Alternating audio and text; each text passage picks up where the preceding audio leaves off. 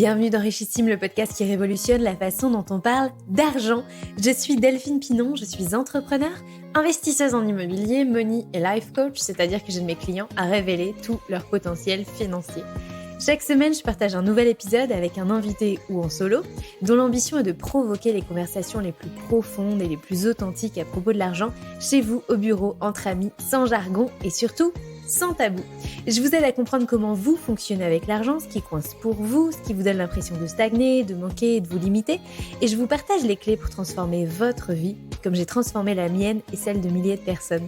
Retrouvez-moi sur Instagram, Richissime Podcast, pour les coulisses du podcast, des partages personnels, pour assister à des lives de temps en temps avec des invités, pour des revues de lecture et surtout pour connaître mes offres de formation et d'accompagnement.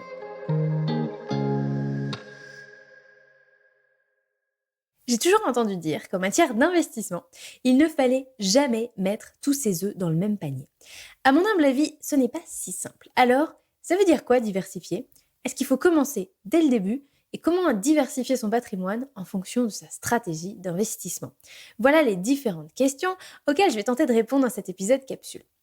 Faisons d'abord un petit détour par la case statistique. Les écarts de patrimoine sont énormissimes entre les Français les plus pauvres et les Français les plus riches. Et bien évidemment, la composition de ce patrimoine varie tout autant.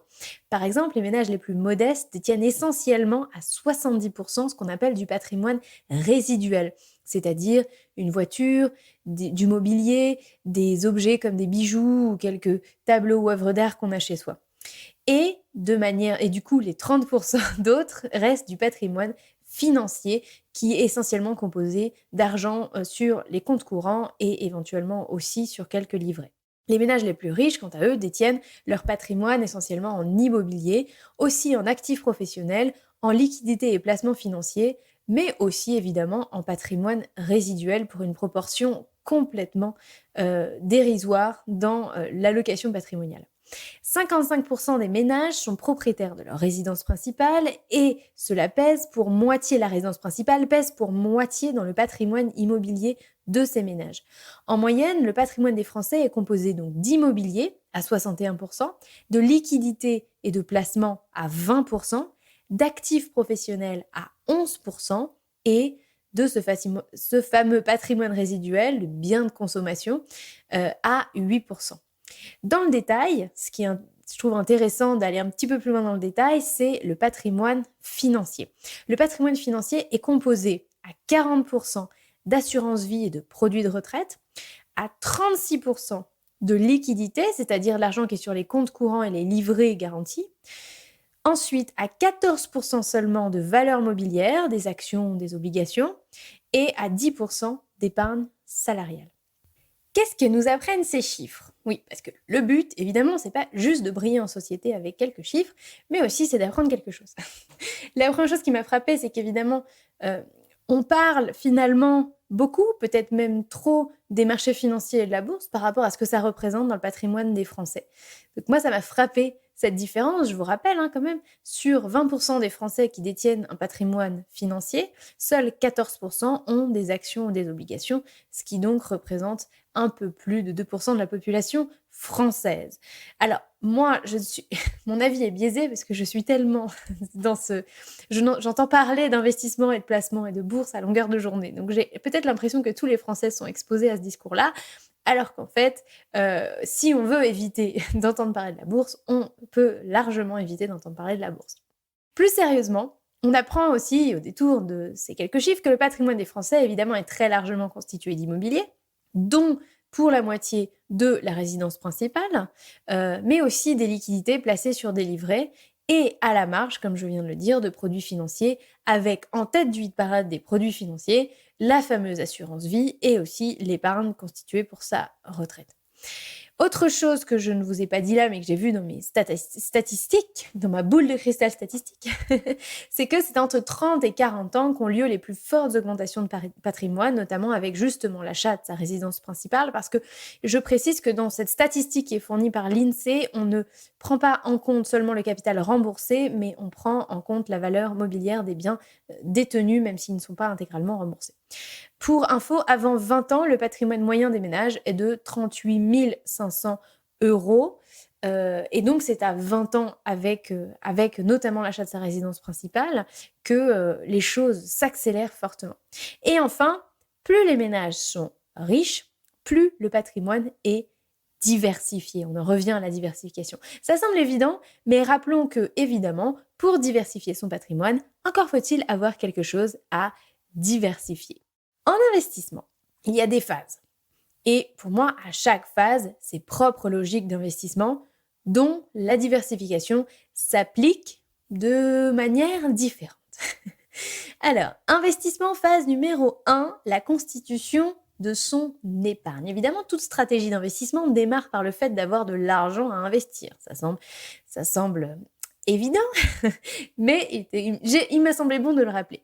C'est crucial évidemment pour démarrer, mais c'est aussi crucial tout au long de sa vie d'investisseur d'avoir une épargne et de ne pas se dire je la constitue une bonne fois pour toutes, je l'investis et puis ensuite après c'est fini. En 2019, moi, je démarre mes investissements avec 20 000 euros d'épargne. Alors, ce n'est pas 20 000 euros à investir, c'est 20 000 euros d'épargne. Une partie de cette somme est ma réserve en cas de gros coup dur. C'est de l'argent auquel je ne veux pas toucher.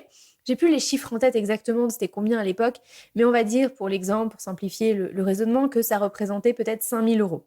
Ensuite, il y a de l'argent que je destine à de futurs projets pour lesquels je veux faire des provisions sur mon épargne.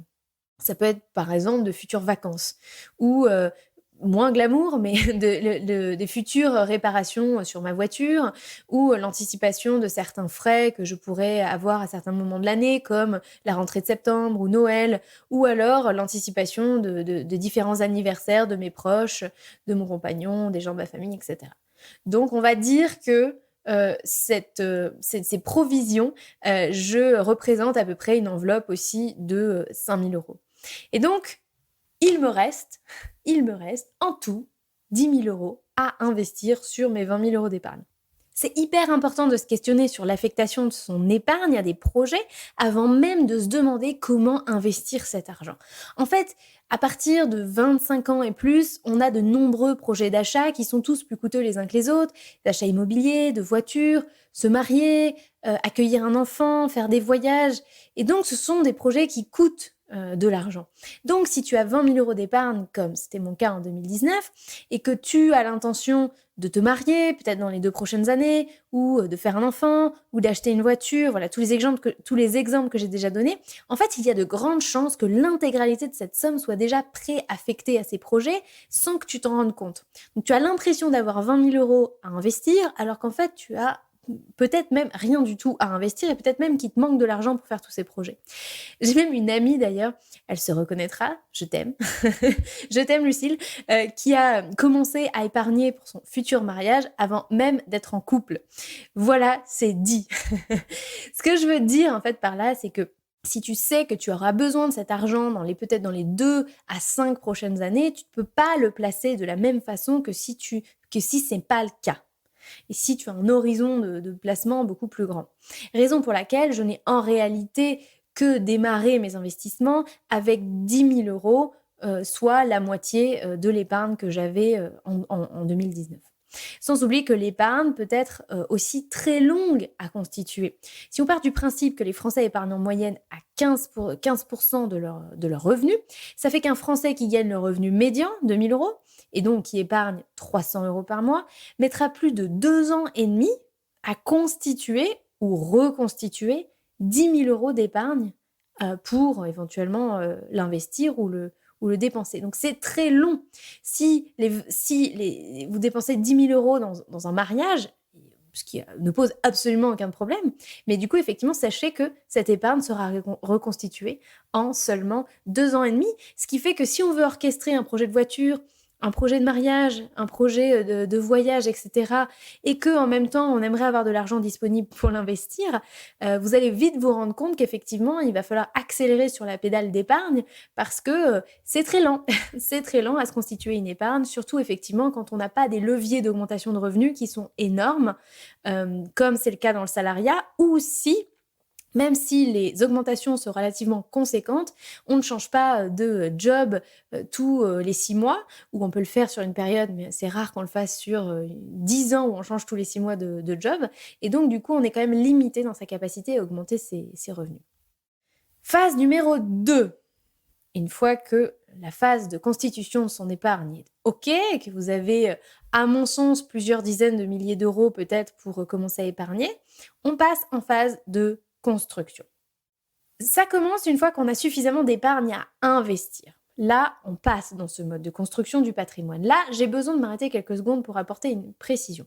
Quand je parle de construction, je parle de faire travailler l'argent pour soi, de le faire fructifier, de transformer de l'argent en plus d'argent, pas juste de limiter les pertes, notamment celles liées à l'inflation. C'est la différence notamment entre une stratégie défensive qui constituera à maintenir des positions, donc à limiter les dégâts, les pertes, et une stratégie offensive d'investissement qui, elle, a pour but de faire fructifier, de gagner de l'argent avec de l'argent.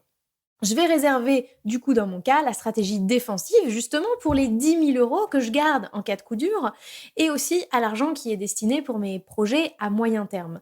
Donc cet argent, je ne vais pas l'investir, mais je pourrais le laisser sur mon compte courant, mais je vais plutôt être intelligente et je vais plutôt là le placer de manière défensive, c'est-à-dire sur des supports qui sont déjà liquides, qui sont plus ou moins garantis, donc plutôt garantis ou avec des faibles rendements et donc un très faible niveau de risque. Donc je réserve effectivement une partie du coup à l'époque de mon épargne pour ce type de stratégie.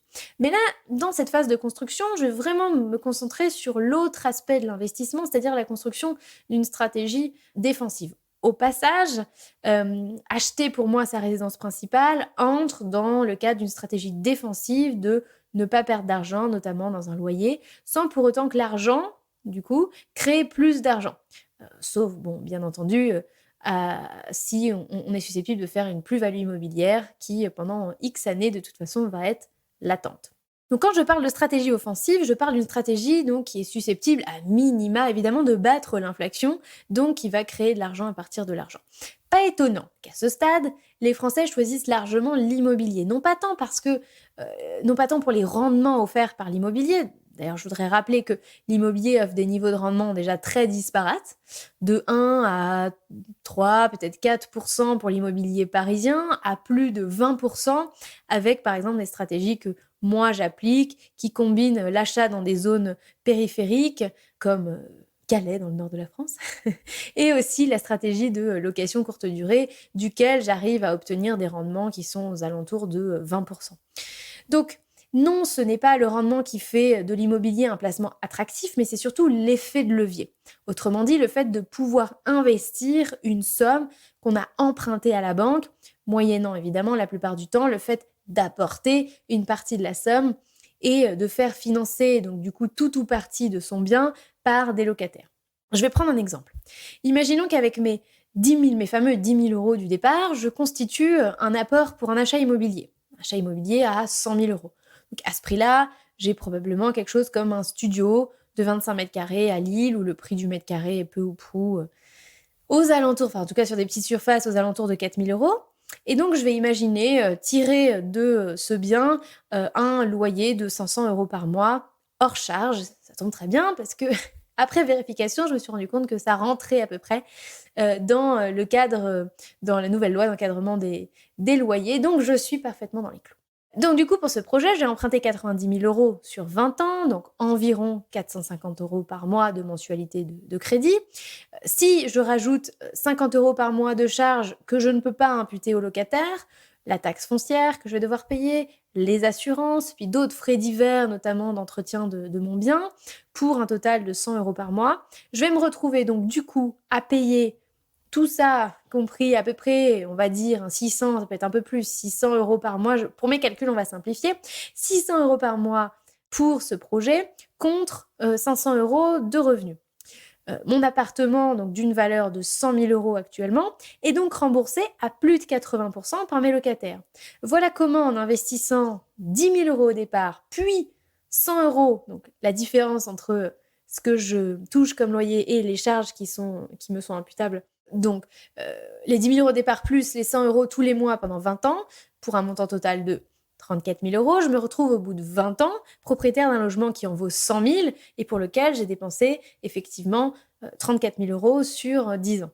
Évidemment, j'ai volontairement simplifié mes calculs sans tenir compte de l'inflation et surtout de la fiscalité. Voici un exemple simple de comment on crée de l'argent à partir de l'argent.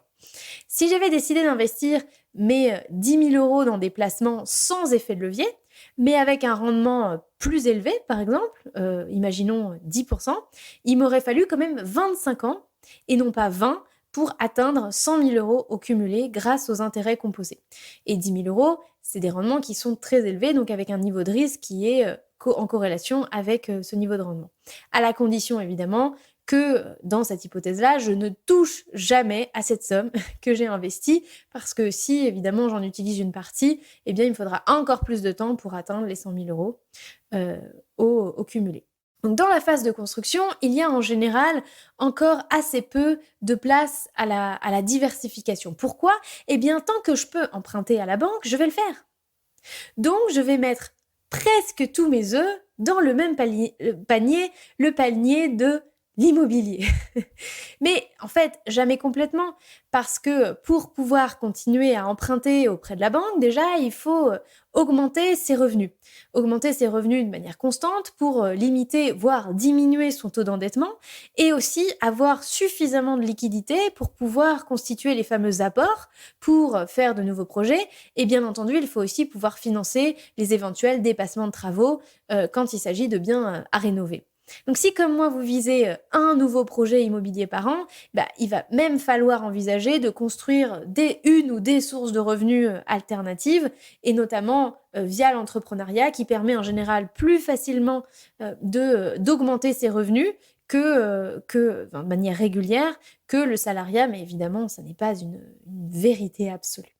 Me concernant, mon patrimoine est constitué à 57% d'immobilier, 40% d'actifs professionnels, donc c'est ma société richissime et la moitié de mes parts de la société Imo Chérie que je détiens avec mon compagnon, et 3% de patrimoine, oui je sais c'est très peu, 3% de patrimoine financier qui en fait me sert de réserve pour pouvoir rendre mes projets immobiliers possibles, comme je dis, soit pour faire des apports, soit pour compléter ou venir compléter quand malheureusement il y a quelques petits dépassements de travaux. Donc moi, je me considère encore dans cette phase de construction à titre personnel, pendant laquelle j'utilise largement l'effet de levier bancaire, parce que comme vous l'avez compris, on peut s'enrichir beaucoup plus vite. Là, le delta est beaucoup plus important entre notre investissement de départ et finalement la valeur de ce qu'on possède à l'arrivée. Mais évidemment, la diversification ne concerne pas que les types de supports d'investissement, elle concerne aussi les types de projets. L'immobilier que je possède est finalement assez peu diversifié. Donc il est concentré déjà dans une seule région, la région Nord, et même pas dans toute la région, vraiment dans une zone spécifique de la région Nord. Donc c'est un immeuble de 3 appartements à Calais, donc 3 appartements dans le même immeuble puisque je possède l'immeuble, un immeuble aussi de 3 appartements en cours d'acquisition à 20 km de Calais dans la même ville, dans la ville où j'habite et dans la ville où, du coup, est aussi ma résidence principale. Donc, clairement, il n'y a pas énormément de diversification pour l'instant dans ma stratégie immobilière. Côté business, en revanche, c'est mieux. J'ai 2 business ayant chacun plusieurs sources de revenus. Donc, il y a la formation, le coaching, le sponsoring du podcast, les locations immobilières. J'ai 9 biens dont je m'occupe via la société Imo Chérie qui fait de la sous-location professionnelle et qui, eux, sont répartis sur 3 zones géographiques. Le Dunkerquois, Calais et Le Havre. Et aussi, il y a de la diversité dans les types de biens que je gère, qui vont du studio à la grande maison de plus de 200 mètres carrés. Donc, voilà, il y a des endroits de mon patrimoine qui sont diversifiés et d'autres qui le sont un peu moins. Quant à mon maigre patrimoine financier, quasiment tout est en stratégie défensive, comme je vous l'ai expliqué tout à l'heure, et cet argent attend d'être investi dans de futurs projets. J'aime personnellement l'investissement immobilier parce que justement il fait appel à l'effet de levier et que j'adore ça en fait, tout simplement. Donc certaines personnes décideraient à ce stade de constituer leur patrimoine via peut-être des actifs plus exotiques, voire spéculatifs, peut-être comme les cryptoactifs. Je ne recommande pas à titre personnel de miser sur des actifs volatiles dans cette phase de construction, mais évidemment, chacun fait ce qu'il veut. Si vous aimez le risque, vous pouvez en effet construire toute votre richesse sur les cryptos ou évidemment tout perdre. Ensuite, quand on a constitué, quand on a commencé à se constituer un patrimoine et si possible de façon accélérée en bénéficiant de l'effet de levier bancaire, pardon. Ma langue fourche beaucoup aujourd'hui. On passe en phase numéro 3, à savoir enfin la phase de diversification, qui commence quand ça devient un petit peu plus difficile d'emprunter quand même. Faut pas, c'est quand même compliqué de continuer à emprunter tout le temps. Il y a toujours des phases où on peut être plus ou moins ralenti, et puis ces phases-là peuvent durer plusieurs années, voire pour certains plusieurs décennies, évidemment. Donc à ce moment-là, on va commencer, quand on est un peu bloqué pour pouvoir emprunter et qu'en parallèle, on a des liquidités, en tout cas suffisamment pour avoir assuré nos arrières, donc pour avoir sécurisé notre stratégie défensive, et bien à ce moment-là, on rentre dans une stratégie de diversification.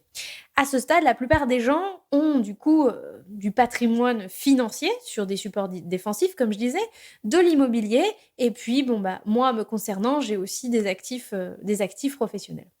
La diversification, elle devient de plus en plus importante à mesure justement qu'une partie de plus en plus grande de notre patrimoine est exposée au risque. En d'autres termes, plus on s'expose, plus on a intérêt à couvrir ses arrières, à ne pas mettre tous ses œufs dans le fameux même panier. Pour moi, c'est vraiment uniquement à ce stade qu'on doit se demander comment diversifier, sur quel support placer mon argent, est-ce que ça c'est mieux que ça, etc. Pas avant. À titre personnel, d'ailleurs, j'ai regretté d'avoir fait du crowdfunding immobilier. Début 2020, j'avais investi en tout 4 000 €, 2 fois 2 000 € dans des projets sur différentes plateformes. Alors, j'ai pas regretté parce que c'était pas intéressant en termes de rendement. Ça s'est très bien passé. Les deux projets se passent bien. Il y en a un qui a été remboursé et un qui va être remboursé bientôt.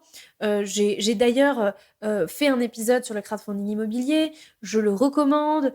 J'ai de très bonnes relations avec notamment Hominity.com qui a été mon sponsor sur le podcast. En revanche, je pense que c'était pas la meilleure période pour moi pour investir en crowdfunding immobilier parce que mon argent a été bloqué et il a été bloqué dans une phase de construction.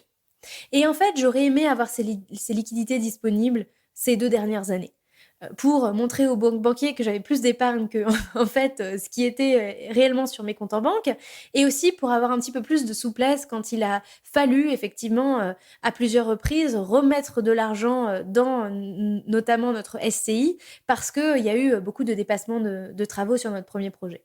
Donc en phase numéro 3, effectivement, là, on peut commencer à diversifier et à se positionner sur des supports où son argent est bloqué, ce qui, à mon sens, est pas la meilleure des idées à faire en phase de construction de son patrimoine où on a besoin d'un maximum de liquidité. Encore une fois, je suis partie d'un scénario qui ressemble au mien, qui ressemble à la plupart des Français, où on n'a pas à 30 ans déjà un énorme patrimoine enfin, peu importe lequel soit-il.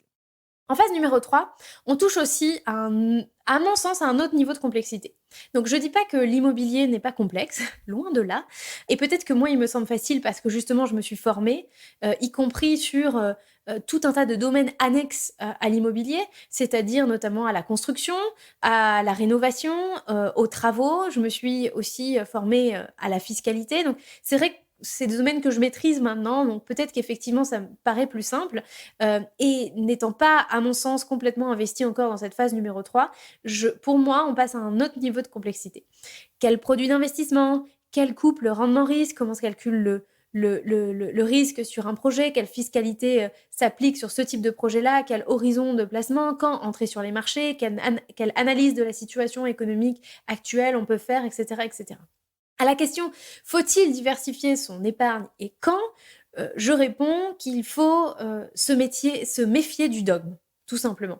L'investissement repose d'abord essentiellement sur un objectif clair, le vôtre, sur lequel vous construisez une stratégie, la vôtre, à dérouler sur plusieurs années. Ma stratégie n'est pas la bonne stratégie pour tout le monde, parce que mes objectifs sont pas les mêmes que tout le monde. Donc, ce que je vous décris comme étant mon analyse ou ma vision de ces fameuses phases d'investissement et à quel point je pense qu'il est peut-être plus ou moins pertinent de diversifier en fonction de là où on est, évidemment, votre situation va être complètement différente. Votre situation va être complètement différente si vous partez dans la vie avec un capital constitué par héritage, notamment, éventuellement, qui est déjà là et qui ne demande qu'à être investi. Ou si, contrairement à moi, vous arrivez à la trentaine ou à la quarantaine, ayant fait l'écureuil et ayant bien plus que 10 ou 20 000 euros sur votre épargne. Donc évidemment, voilà, vos situations sont différentes. Les situations sont aussi très différentes quand vous ne pouvez pas avoir accès au crédit immobilier, pour plein de raisons différentes, notamment par rapport à votre statut. Si par exemple vous êtes entrepreneur depuis peu, évidemment, et que vous êtes seul, vous n'avez pas accès au crédit immobilier. Ça a été mon cas, mais je n'étais pas seule. J'avais un partenaire et c'est notamment comme ça que j'ai pu faire un certain nombre démarrer dans l'immobilier, alors même que moi, je n'étais absolument pas une bonne candidate pour emprunter de l'argent auprès des banques.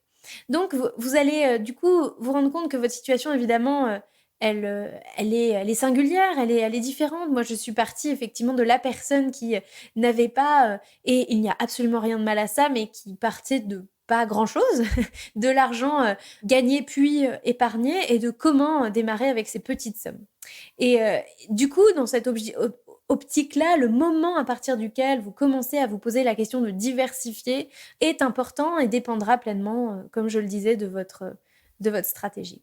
Sur ce, je vous laisse à vos réflexions et je vous retrouve très bientôt pour un nouvel épisode. D'ici là, prenez soin de vous et de vos finances. Ciao, bye bye!